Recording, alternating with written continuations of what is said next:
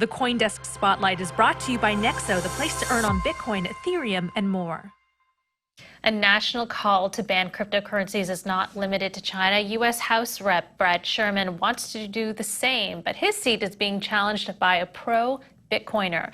Joining us now is Aarika Rhodes, candidate for California District 30. Hi there, Aarika. Good to have you on the show. So you're an elementary school teacher. You volunteered for Andrew Yang's presidential campaign. You've been very vocal on Twitter regarding your support for Bitcoin. We have one up here. You tweeted, "This week I spoke with different lawmakers about Bitcoin and why they should take the time to learn more about it. I'm happy to report some were open." So why have you taken this position, and what have some of those conversations been like? So thank you for having me, first and foremost. And so Brad Sherman has been very vocal about banning Bitcoin. And what's unique about my district, CA 30, which is the West San Fernando Valley in California, is that many people have invested in Bitcoin, from young people to single moms. And I even met a 90-year-old woman who actually has Bitcoin. And so I just thought it was unfair to make such a strong case against Bitcoin without even talking to your constituents. And I also think that Bitcoin is innovative, and I think that there is a space for cryptocurrency as we move forward. And if we would have banned the internet, we wouldn't have what we have today. So I'm all pro innovation, new ideas, and I'm not really into stifling anything. We've also asked Brad Sherman to come on the show. He won't answer CoinDesk emails. Have you had a chance to talk to him about Bitcoin? I've spoken with Brad, but not about Bitcoin. See, the thing with Brad Sherman is that a lot of the money that he gets comes from big banks, check cashing companies, insurance companies. We've even looked through his FEC filing and saw that he has received money from pawn shops. So his interest is not about being beholden to everyday people.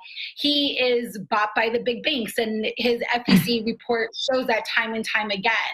And where I am an elementary school teacher and I'm running to represent everyday people. One thing I also want to say is that I think is really important is the case for financial literacy.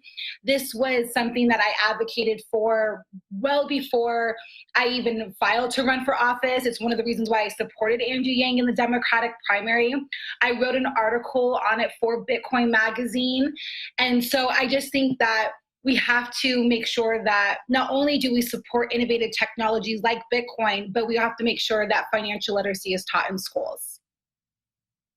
So it's really interesting what you say about how some of your constituents have Bitcoin and they take an interest in it. But I guess the question is this really something that people would take to the polls, like an issue that would be important enough to vote on? Because that's been kind of a problem nationwide. It's like, yes, it's nice to have cryptocurrency in the United States, but with COVID and with just some more kind of pressing daily problems, is there really a constituency that would vote based on a candidate's position on Bitcoin? Absolutely. A lot of Bitcoiners consider themselves single issue voters. And our district is actually home to a lot of people in tech and have made this investment. And if you are trying to ban an important investment that they've made, it's going to drive them to the polls. And more importantly, it's caused them to donate to my campaign, which has made us even more viable to go against Brad Sherman because we have taken this position. And it's something that I will advocate for in Congress. I think that we have to keep up with the times. And what we're seeing time and time again in our government is that they are so disconnected from what everyday people care about. And we're seeing just corruption, and people are quite sick of it. And so I think it does inspire people to go to the polls.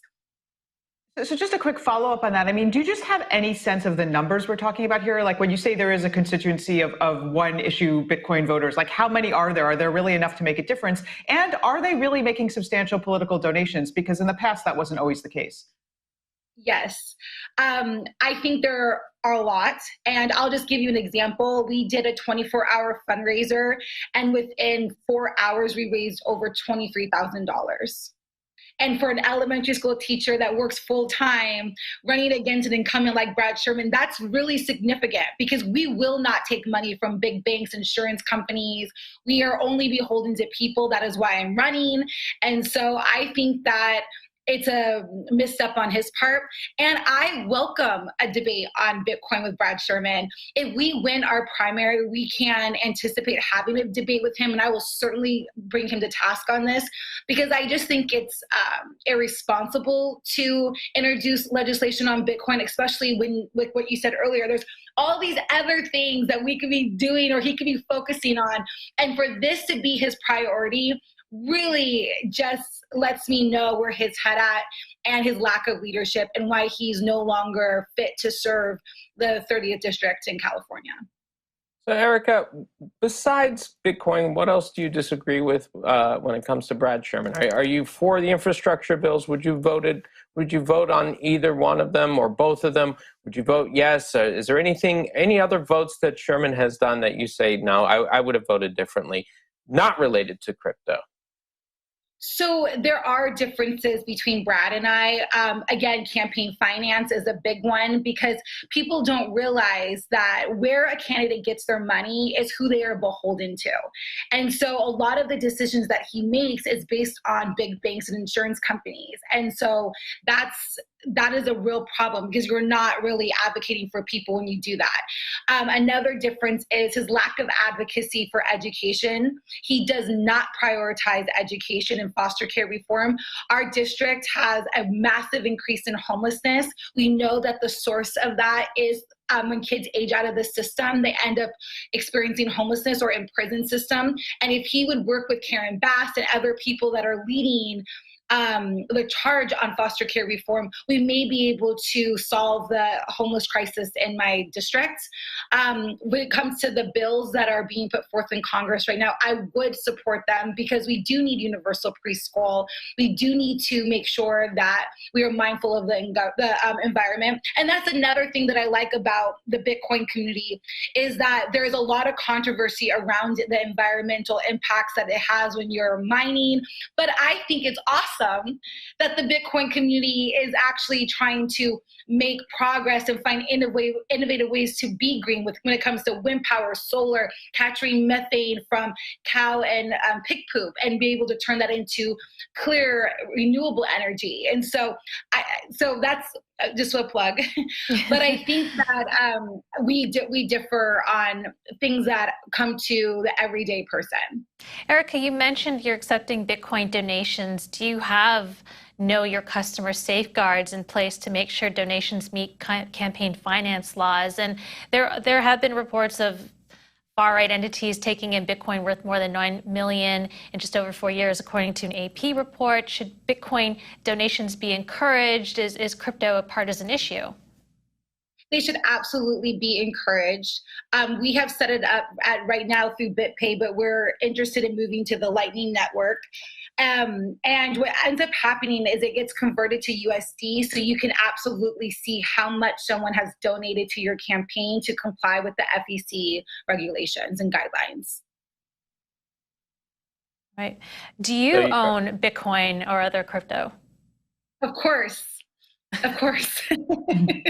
So are you going to be mining? You talked about pig poop. Are you going to be mining all the bull poop in Congress? No. Is that your goal there? To use? No. Methane? Right. No. Okay.